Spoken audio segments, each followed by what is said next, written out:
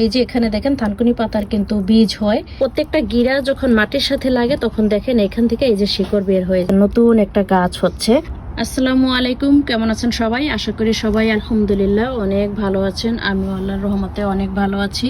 অনেক অনেক আপুরা পিছনের ভিডিওতে আমার কাছে জানতে চেয়েছেন যে আমি এই থানকুনি পাতার চারা কিভাবে তৈরি করেছি বা এটা কিভাবে চারা তৈরি করা যায়। তো সেই ভিডিওটাই এখন আপনাদের সাথে শেয়ার করব। তো প্রথমত এই যে এখানে দেখেন আপনারা, আমি আপনাদেরকে দেখানোর জন্য কয়েকটা টপও তৈরি করেছি। এই যে থানকুনি পাতা থেকে না এরকম লতার মতো বের হয়। এই যে দেখেন এই লতাটা কিন্তু অনেক বড় হয়েছে।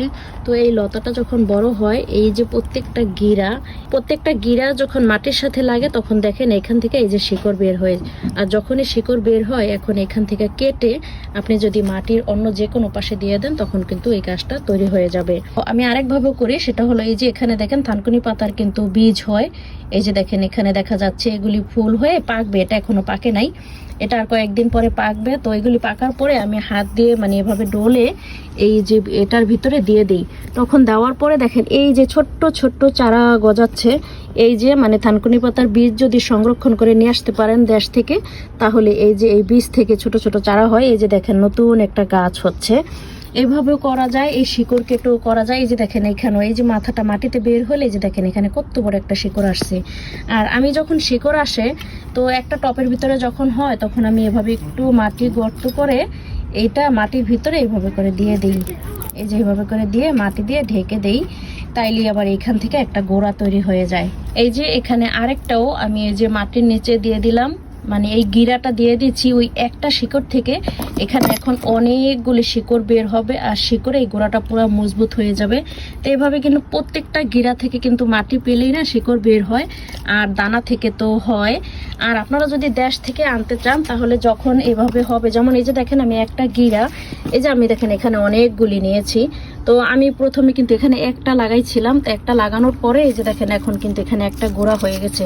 তো আপনারা যদি কেউ দেশ থেকে নিতে চান বা কারো কাছ থেকে যদি সংরক্ষণ করে গাছ লাগাতে চান, তাইলে এইভাবে করে মানে একদম মাটি সহ, এভাবে মাটি সহ একটা গোড়া যদি আপনারা উঠে নিয়ে যান তাইলে কিন্তু আপনারা লাগাইতে পারবেন, অথবা আপনারা দানা সংরক্ষণ করলে সেখান থেকেও হয়ে যাবে। এই যে আমার টব ভর্তি এইগুলি, এটা কিন্তু এতগুলি গোড়া ছিল না। এখানে আমি দানা ছিটানোর পরে মানে এখন এত এত গোড়া হয়েছে, একদম ভর্তি হয়ে গেছে। এই যে দেখেন আজকে মানে চালনিটা কিন্তু অনেক বড়, বোঝাই যাচ্ছে, কিন্তু দেখেন বড় একটা চালনি, ক্যামেরায় হয়তো অত বড় বোঝা যাচ্ছে না। পুরাটা ভরে আমি এক চালই নিজে নিয়ে নিয়েছি। তো দেখি এগুলি কি করে রান্না করা যায় সেটা এখনো জানি না, কারণ পিছনের ভিডিওতে আপুরা অনেক অনেক রেসিপি দিয়েছে আমাকে থানকুনি পাতা। তো আমি ভাবছি আজকের এই পাতাগুলি সেইভাবে রান্না করব। আর এই যে দেখেন আমি যে গোড়াগুলি নিয়েছি, এইভাবে করে আমি একটু গর্ত করে নিলাম। তারপরে এই যে এখানে যে শিকড়গুলি, এই যে পাতা কাটার পরে এখান থেকে এই যে অনেকগুলি শিকড় আমি দেখে দেখে ছোট ছোট কয়েকটা নিয়েছি। এই যে এখন এই শিকড়ের এই যে গিরাটা শুধু এইভাবে মাটির ভিতরে দিয়ে দেব। আর এইভাবে মাটিতে দিলেই এখান থেকেই কয়েকদিন পরে একদম পাতা বের হবে আর মানে গাছ হয়ে যাবে। আর সেই গাছটাই লতা বের হয়। এই যে এটা থেকে এই যে দেখেন অলরেডি লতা বেরিয়ে গেছে। এইভাবে করে লতা বের হয়, আর এই লতা থেকে প্রত্যেক গিরায় গিরায় গাছগুলিতে একদম টপে ভরে যায়। তো আশা করি আজকের ভিডিওটা আপনাদের উপকারে আসবে। যারা জানতে চেয়েছিলেন কিভাবে সংরক্ষণ করা যায় তাদের জন্য ভিডিওটা হয়তো ভালো লাগবে। জানি না আমি কতটুকু আপনাদের বোঝাতে পেরেছি। তো আমি যেভাবে মানে নিজে করি সেটাই আপনাদের সাথে আর কি শেয়ার করা। আমি নিজের অভিজ্ঞতাই আপনাদের সাথে সবসময় শেয়ার করি।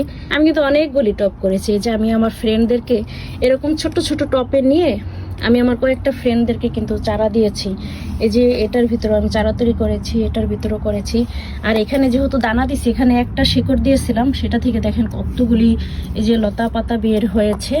আর এই দানা থেকে যে গাছগুলি না, এইগুলিও অনেক বড় হচ্ছে। এরপরেও যদি আপনাদের আর কোনো কিছু জানার থাকে তাহলে আপনারা কমেন্ট বক্সে আমাকে বলতে পারেন। আমি আপনাদেরকে যতটুকু জানি আপনাদেরকে আমি উত্তর দিয়ে দেব। এই যে আমি সবগুলি এই যে শিকড় লাগাই দিলাম, এখনো এই যে একটা আছে। এইভাবে করে শিকড় সহ এগুলি দেখবেন কয়েকদিন পরে দেখা যাবে, আমি আপডেট ভিডিও আপনাদের সাথে শেয়ার করব।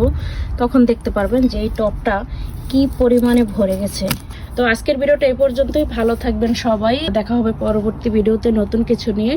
আর ভিডিওটা যদি ভালো লাগে তাহলে প্লিজ একটা লাইক দিয়ে ভিডিওটি শেয়ার করে দিবেন। ধন্যবাদ সবাইকে। আসসালামু আলাইকুম।